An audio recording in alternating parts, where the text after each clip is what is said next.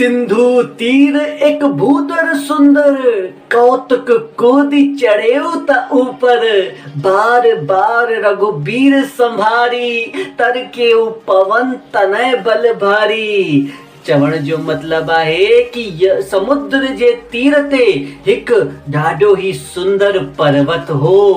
हनुमान जी खेल खेल में ही ईअं ही कूदी करे उन्हे जे मथां चढ़ी विया ऐं वरी वरी घड़ी घड़ी बार बार श्री रघुवीर जो स्मरण करे करे, श्री प्रभु श्री राम जी के याद करे करे अत्यंत ही बलवान हनुमान जी उन्हे जे मथां ॾाढे ही वेग सां उछली विया, उछलन पिया।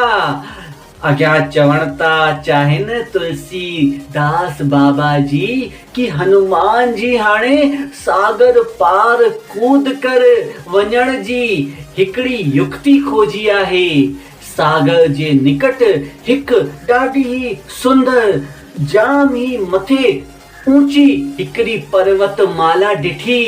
उन्हे जी मजबूती जांचण जे लाइ हनुमान जी कूदी करे उन्हे जे मथां चढ़ी विया ऐं उछली उछली करे ही जाचण लगा कि हनुमान जी उन्हे जे मथां कूदी कूदी करे ही जाचण लगा कि केतरे मजबूत आहे ही।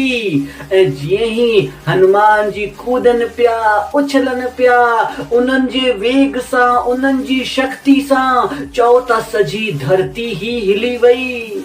शेषनाग जिन खे परेशानी थियण लगी उन्हनि ॾाढी मुश्किल सां इन धरती खे संभालियो ऐं प्रभु श्री राम जी सां हथ जोड़े निमाणे वेनती कई कि साईं प्रभु श्री राम हाणे तव्हां ही कुछ कयो।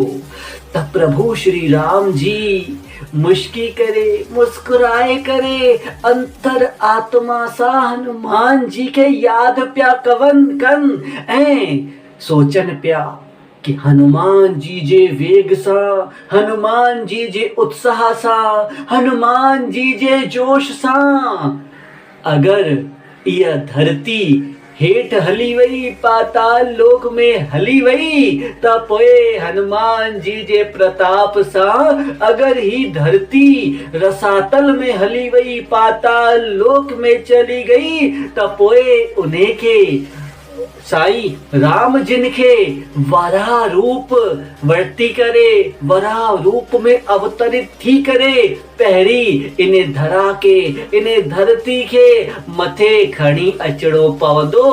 इन करे उन्हनि मन ही मन में अंतर आत्मा सां हनुमान जी के खिली करे मुस्की करे रिक्वेस्ट कई।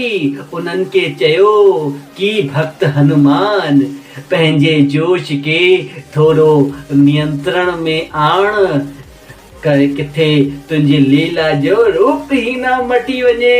चओ श्री राम, चओ हनुमान, चओ श्री राम, चओ हनुमान।